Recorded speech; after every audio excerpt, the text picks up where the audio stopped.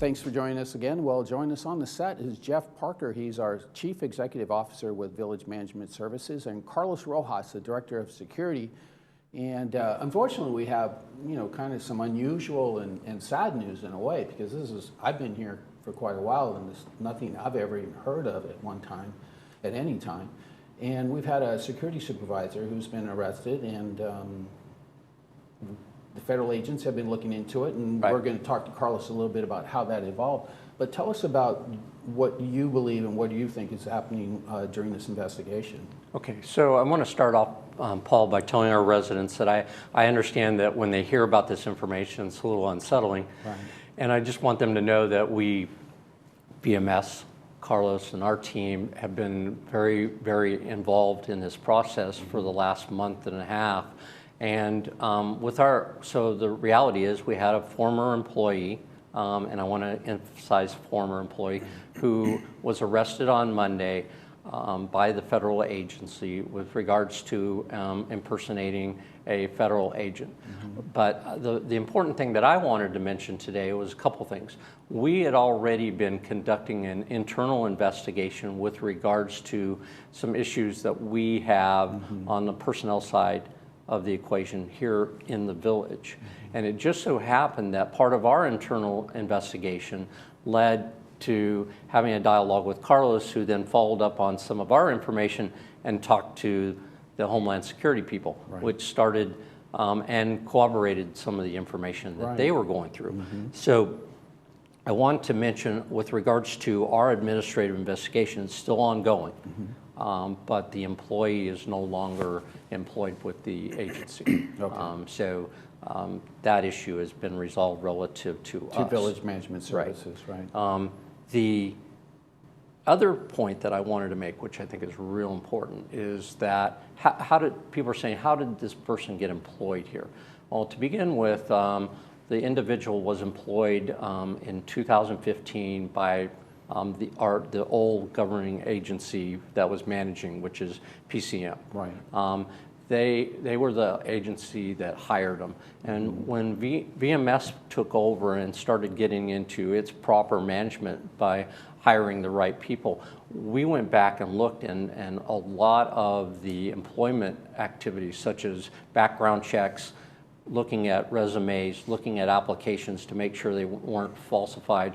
That wasn't done by PCM, that we can find any records of. Yeah. And I can tell the community right now, we have a very stringent process now where we do background checks.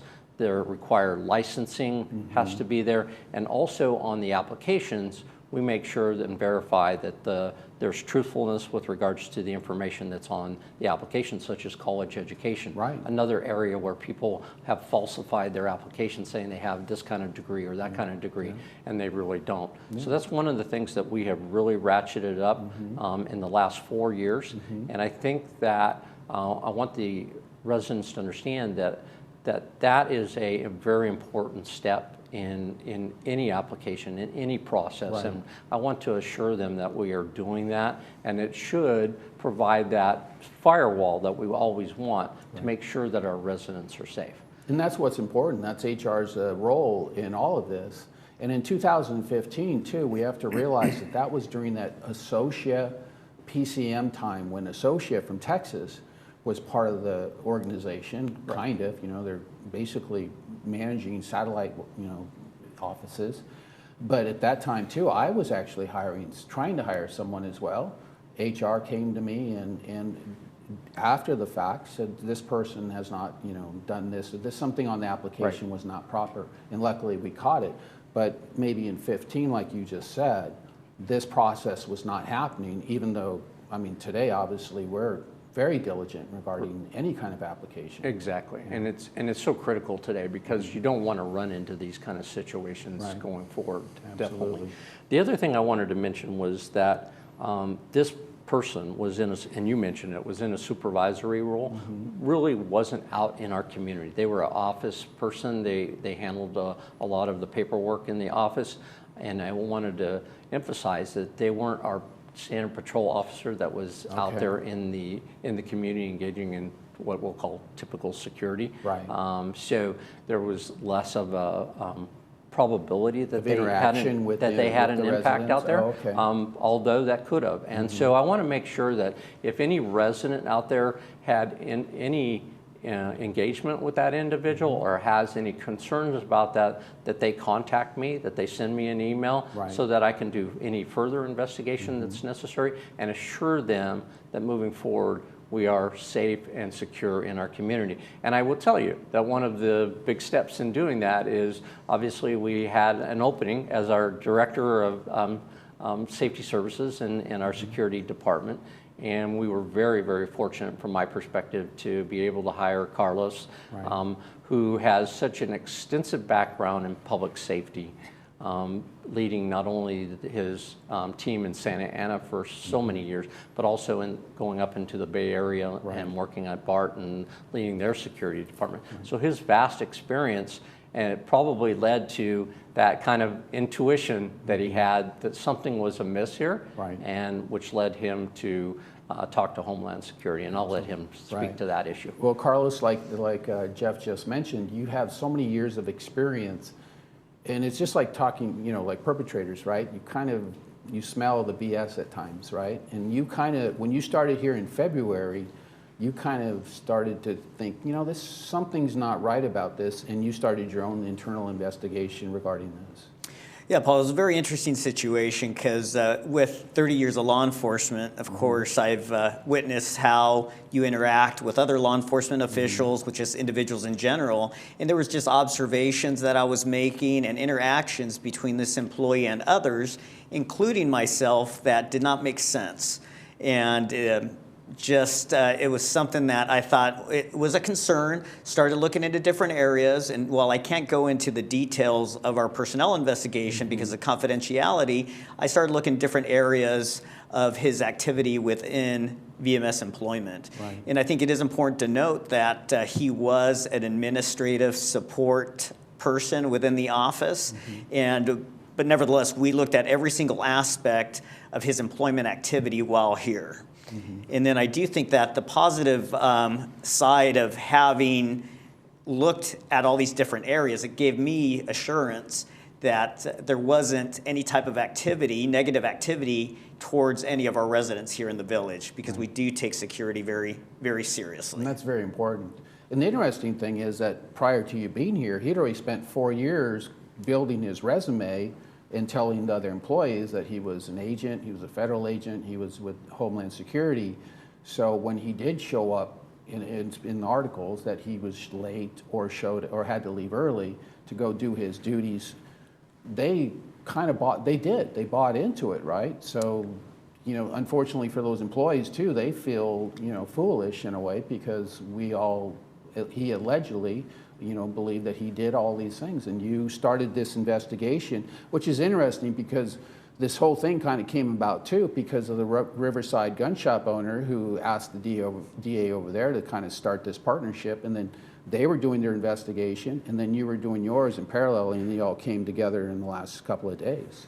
Yeah, well, what we found out was that Homeland Security Investigations was actually looking into this employee or former employee well before I started working here, and it was interesting to see both of the investigations actually culminate at the same time. Right. And while they were separate, we felt confident in our administrative investigation that it really just stands on its own. And then, of course, the criminal side it is a concern because it's very bizarre behavior, but I am, proud to be able to say that we don't have any information that indicates that anybody was negatively impacted by his behavior. It seems to be more of a pattern of trying to impress other law enforcement officials, co-workers, things of that nature. While as bizarre as it is, there is no information that he physically harmed anybody or anything like that. Yeah, I'm sure the residents have seen the reports and read the articles and all the agencies. He accumulated a vast number of weapons and ammunition based on his credentials at the gun shop, I believe, in Riverside. So that is a concern, but his what he was doing basically never came into the gates of the community other than the way he talked. And that's what he basically did in talking everybody into saying that he was an agent, he was a federal agent, and he was working undercover. So what we want to assure the residents is that during the time he was here, no interaction, very little interaction with the residents, and the community was safe. And the rest of that stuff was done in Riverside and at his home in Orange, I believe.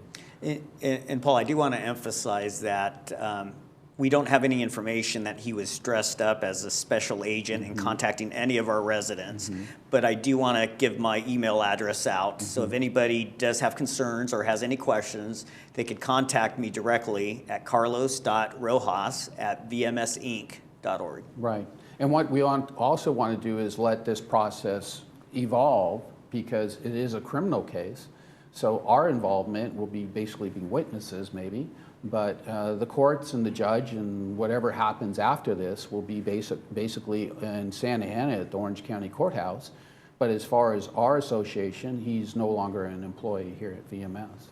And we are still, on that point, we are still continuing our own internal investigation with regards to that. And that's an active investigation. Unfortunately, I can't speak to that, but we'll be evaluating that in the next weeks to see if there's any other action that needs to be taken within the organization relative to that issue. Yeah.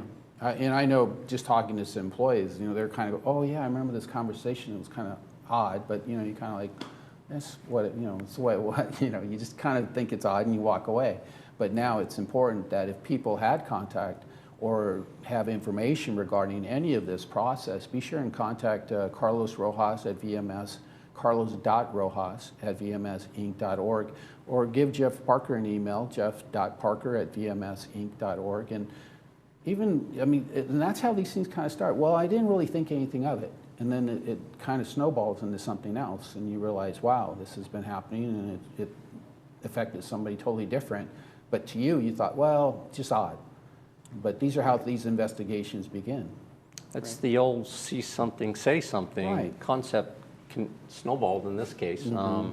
Having the dialogue with our internal investigation with Carlos and saying, hey, I'm going to follow up and make these kind of calls. And his follow-up, his activity in leading that helped coalesce these two things that were going on at the same time. And unfortunately, for the individual, obviously, the arrest, and for the village, the important thing, again, goes back to because of this internal investigation that we're doing, the employee is no longer employed here. And secondly, we are continuing that investigation to make sure that we're complete there and that the village is safe and secure because of Carlos's leadership in making sure that our operation is running efficiently. Absolutely. Well said.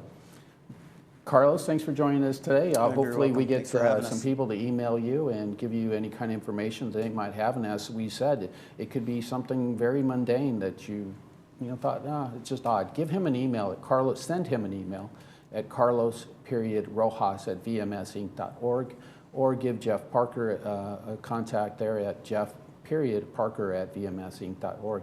Well, Carlos, we thank you for your experience. Obviously, you've only been here less than a year, and yet you've one of the biggest stories I think we've seen here in Laguna Woods in many, many decades.